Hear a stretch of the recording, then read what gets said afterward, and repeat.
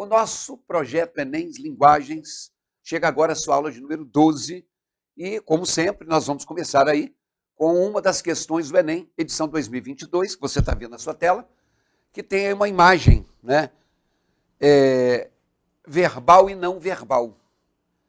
Do lado esquerdo tem assim, mulher no volante, perigo constante. Aí eles cortaram o perigo constante e escreveram assim, mulher no volante tem estrada para andar. E do lado direito, os homens não choram. Alguém foi lá e fez um X no não. Então eles pegaram, nesse fragmento de texto, tanto do lado esquerdo quanto do lado direito, duas coisas que rolam por aí, na linguagem popular. Acho que todo mundo já ouviu falar, homem que é homem não chora, mas eles estão falando que chora. E o outro que fala assim, mulher, até está culto aí, mulher ao volante. Quando eu li a primeira vez, li errado. E a gente escuta assim, mulher no volante, perigo constante. Vale a rima, ou não vale? Não precisa brigar comigo, não. O ditado popular diz isso. Mas aí eles mudaram. Mulher ao volante tem estrada para andar. Vamos ver o que perguntaram sobre isso aí no Enem de 2022. Vejam só. A articulação entre os elementos verbais, que são as palavras, e os não verbais, que são as imagens do texto, tem como propósito desencadear o quê? A identificação de distinções entre mulheres e homens, a revisão de representações estereotipadas de gênero, a adoção de medidas preventivas de combate ao sexismo, a ratificação de comportamentos masculinos ou a retomada de opiniões a respeito da diversidade de papéis sociais. Então você está vendo aí, mulher ao volante, tem estrada para andar. Homens choram. Qual foi a intenção de se pegar o que era e passar ao que é? Dá uma olhadinha aí. Precisa pausar a tela, pause, marque o que tem a marcar e volte aqui comigo. Vai lá. Muito bem.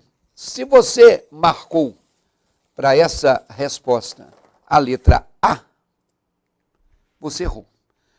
Ele até não está ruim de todo, não. Ele está aí fazendo a distinção entre homens e mulheres? Sim, porque tem um quadrinho que fala de mulher e tem um quadrinho que fala de homem. Mas ele não está mais identificando essas distinções, porque o que diferencia A de B, era o ditado popular original, que já está entranhado, né, na cultura, aspas, machista. Então, mulher ao volante, perigo constante. Fica parecendo assim, mulher não foi feita para dirigir. Mas ele mudou, não, mulher tem estrada para andar. Como os homens já têm há muito tempo. Homem que é homem não chora. Opa, não, chora sim. Não é porque você chorou que você deixou de ser homem. O dizer que o homem não chora é o que está já arraigado à cultura. Então, o anterior, sem a modificação, poderia até tentar marcar essa distinção. Mas não é a letra A, porque agora a mudança é para dizer o contrário. Se a mulher chora, o homem também chora. Se o homem tem estrada para andar, a mulher também tem. Então não é distinção. É tentar buscar uma igualdade na tela. Se você marcou a letra B de bola, você acertou a questão. Porque, na verdade, esses dois textos que estão aí, os textos originais, foram modificados. Foi feito aí um procedimento que a gente chama de procedimento de paródia.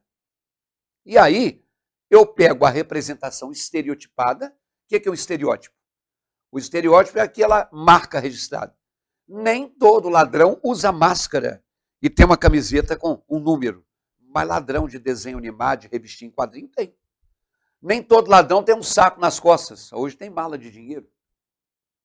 Nem toda prostituta tem que ficar na esquina com mini saia, meia arrastão, batom muito forte, né? Rodando bolsinha, mas o rodar bolsinha é o estereótipo da prostituta. Então a visão estereotipada é a visão culturalmente apresentada. E aí nós temos algo que está sendo mudado. Então por isso a letra B de bola, quando ela fala de uma revisão desses estereótipos, ela é a resposta. Professor, por que não a letra C? Porque, tudo bem, você pode até dizer que o anterior tinha essa visão sexista. Mas olha, não tem nenhuma medida proposta, vamos combater.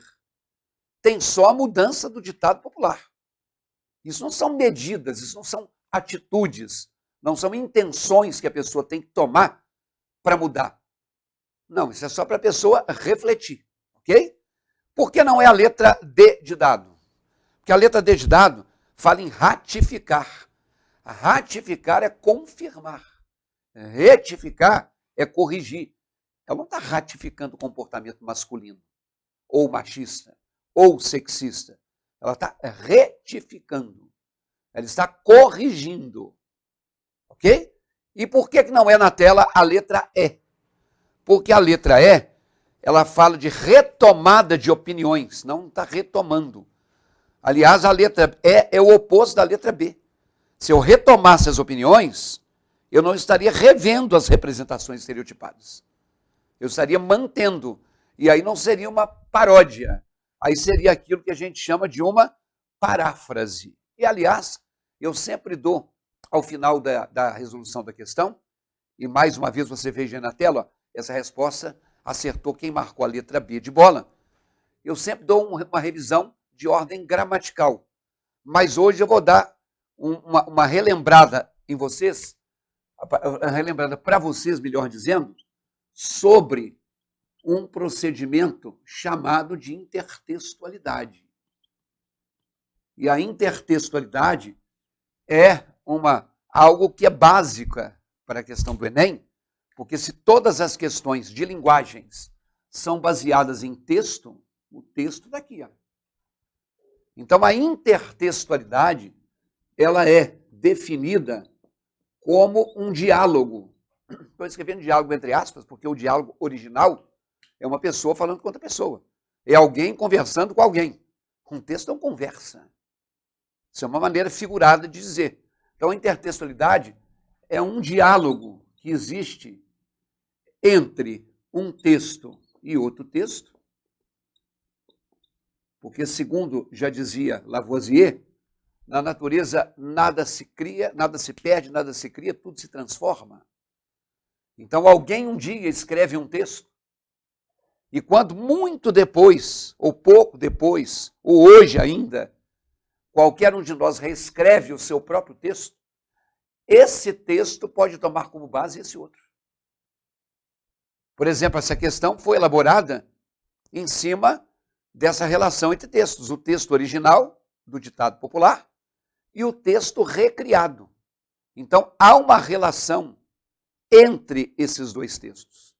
Por isso, há uma relação de intertextualidade. Ok? Da mesma forma que quando você está escrevendo um texto informativo, você precisa de respaldo que você tira de uma fonte confiável, de uma fonte que a gente chama de argumento de autoridade. Então, quando no meu texto eu cito fontes diferentes, eu cito os argumentos de autoridade, eu estou fazendo o quê? Intertextualidade. E óbvio, né? Eu também, quando escrevo um texto e quando eu interpreto, eu tenho que levar em conta o contexto. Então, o que eu crio hoje provavelmente é reflexo do mundo em que eu vivo. Se você já viu aquele canal Viva, que repete aquelas novelas, aquelas séries antigas, pode olhar.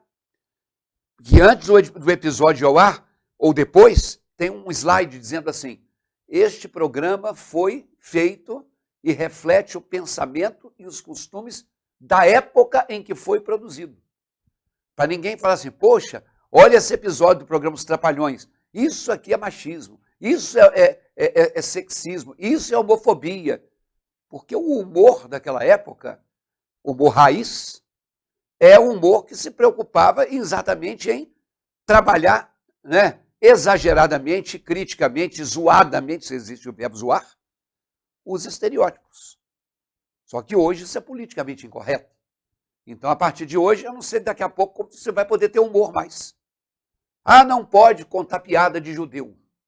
Ah, não pode contar piada de português. Não pode contar piada de loira. Não pode contar piada de gay. Isso é um absurdo. Então, não há humor. O humor tem que ser a quebra do paradigma, a quebra do modelo. claro, de maneira exagerada, para poder gerar um humor. Seja o que você vai rir, seja o que você vai criticar. Mas dentro do politicamente correto, então não pode haver humor.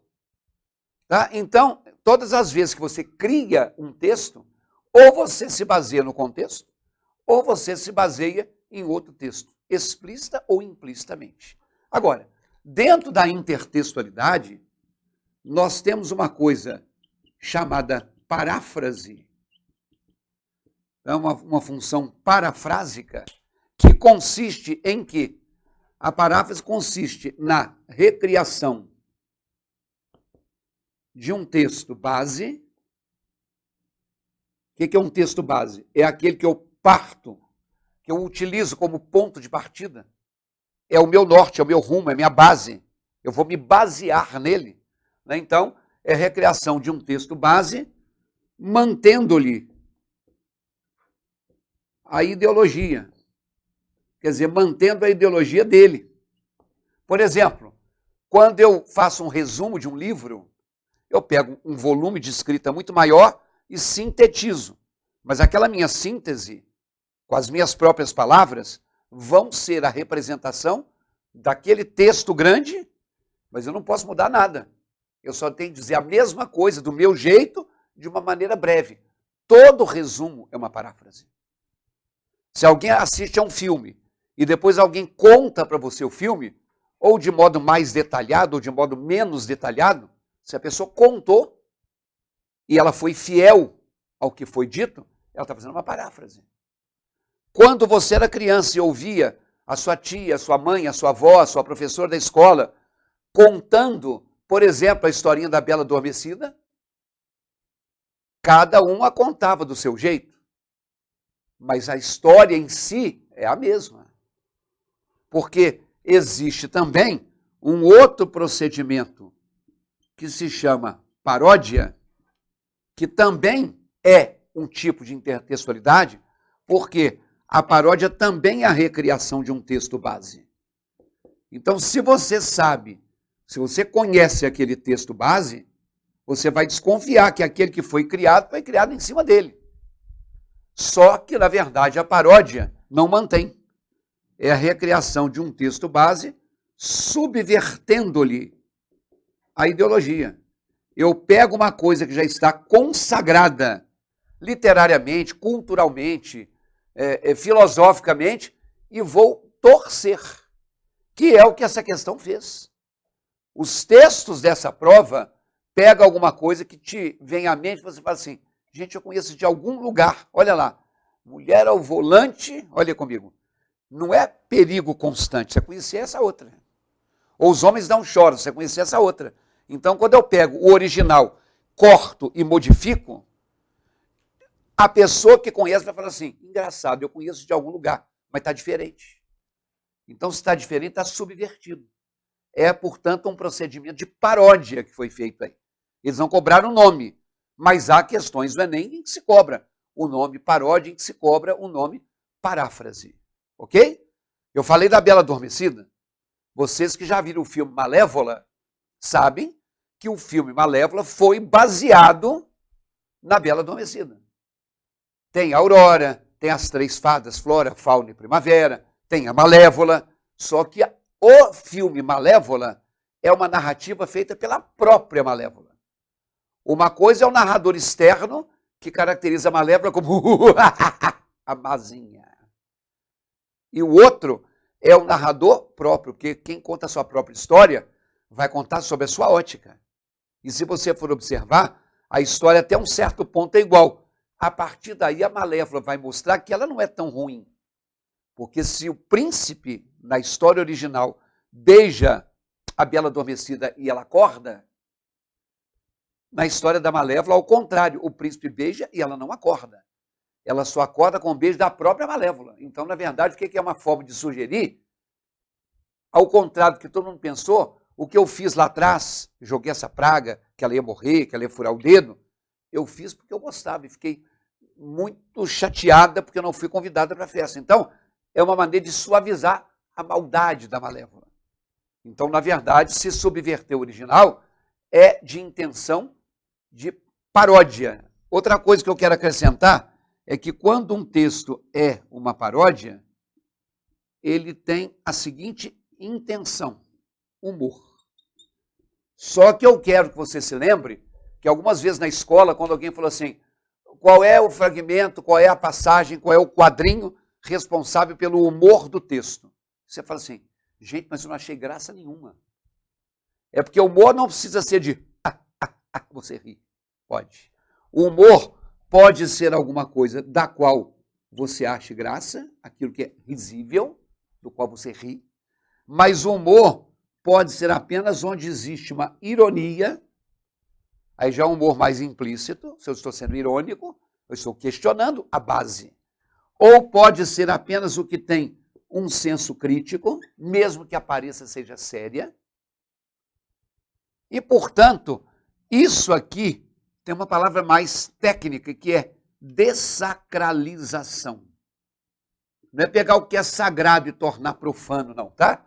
Dessacralizar é pegar uma coisa que já está consagrada e alterar, que é o que foi feito nos ditados populares.